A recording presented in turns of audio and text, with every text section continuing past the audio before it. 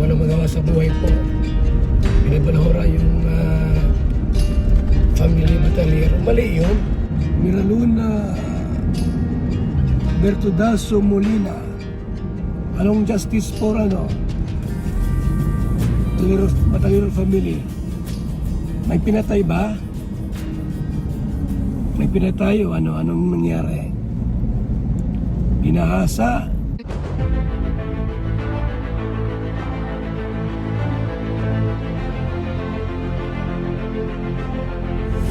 Ayun, shoutout guys, muli po, welcome to my YouTube channel.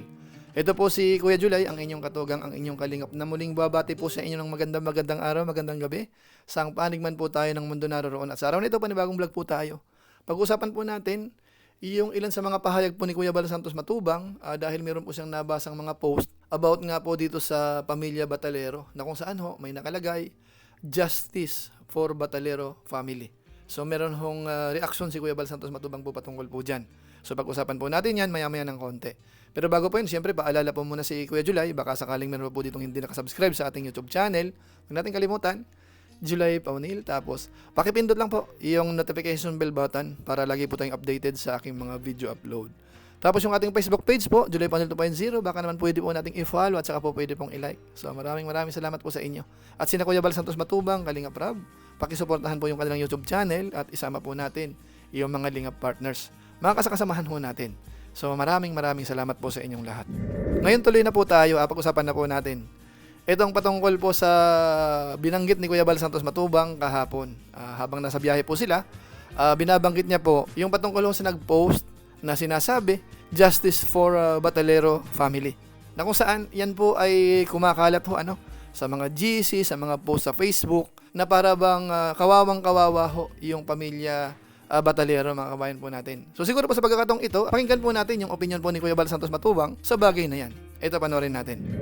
Sa nag-comment na magpangagin, Justice for Batalero Family. Tandaan nyo po, ang kalingap ang tumutulong. May mga nagbabalahora ba? May mga nambabash?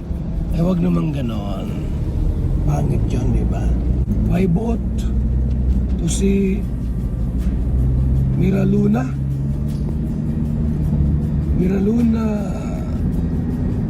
Bertudaso Molina.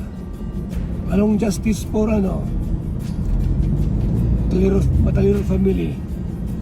May pinatay ba?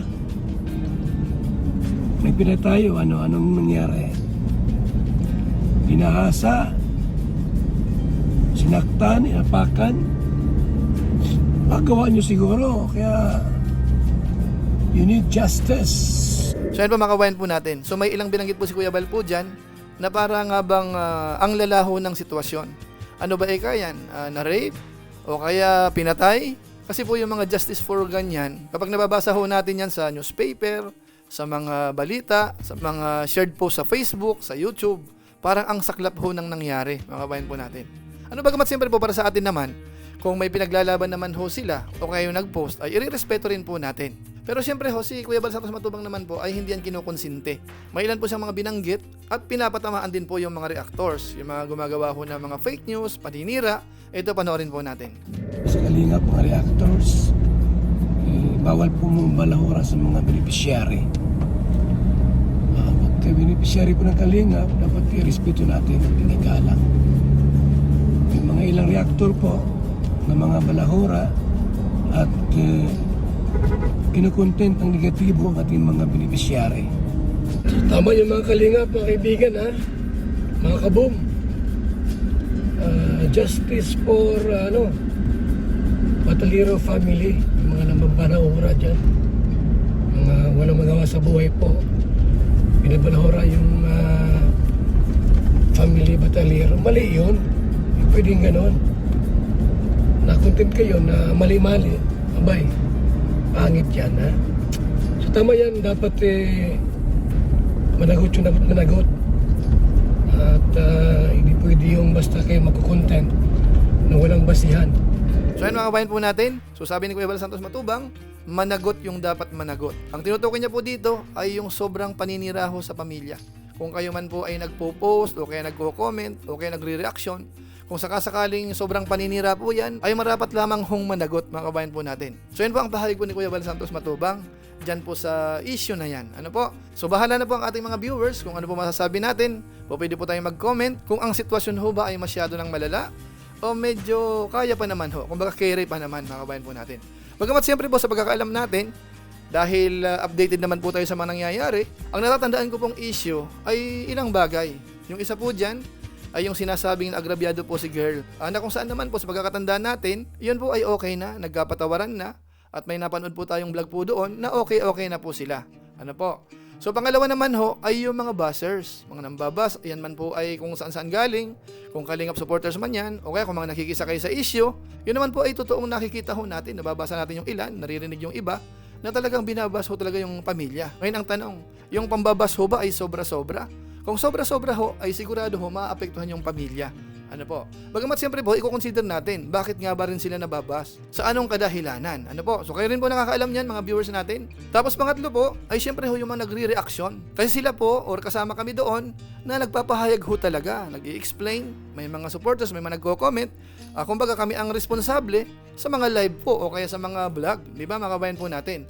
Ngayon kapag sobra-sobra, gaya ng sinabi po ni Kuya Bal Santos Matubang, yun naman ay pwedeng sampahan ng kaso siguro kung kinakailangan. Kung lumalabag po sa batas, sobrang pang-agrabyado sa kapwa, tapos mga fake news, tapos mga paninirang puri, at lahat ho ng mga below the belt na sinasabi sa pamilya, yan po ay marapat lamang ireklamo kung kinakailangan. Tapos doon naman po siguro sa iba na nakita natin na medyo fair naman o kaya may mga batayan naman, basehan sa mga sinasabi, yun naman ay opinion po nila.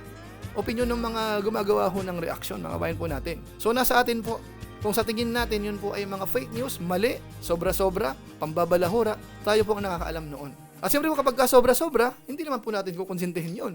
O kaya ipagtatanggol po natin. Kagaya po ng sinabi ni Kuya Bal Santos Matubang, na kailangang managot mga kabayan po natin. So yun lang po muna siguro ang ating masasabi dyan sa issue na yan, na humingi po ng hustisya. Doon po sa ilang mga post po na talagang ang dating ay kawawang-kawawa mga kabayan po natin. So kayo na po bahala kung ang dating ho ba ay sobrang kawawa or hindi naman masyado. So sa pamamagitan po niyan, pansamantala magpapaalam po muna si Kuya July. Pero gaya po ng dati, baka pwede naman po nating i-share itong vlog natin na ito. At muli, ito po si Kuya July, ang inyong katugang, ang inyong Kalingap na pansamantalang nagpapaalam po muna. Kita-kita ulit tayo sa mga sunod ko pang vlog. Maraming salamat sa inyong walang sawang pagsuporta po sa ating YouTube channel. Pagpalain nawakin ng Diyos, mabay tayong lahat. God bless. Bye-bye.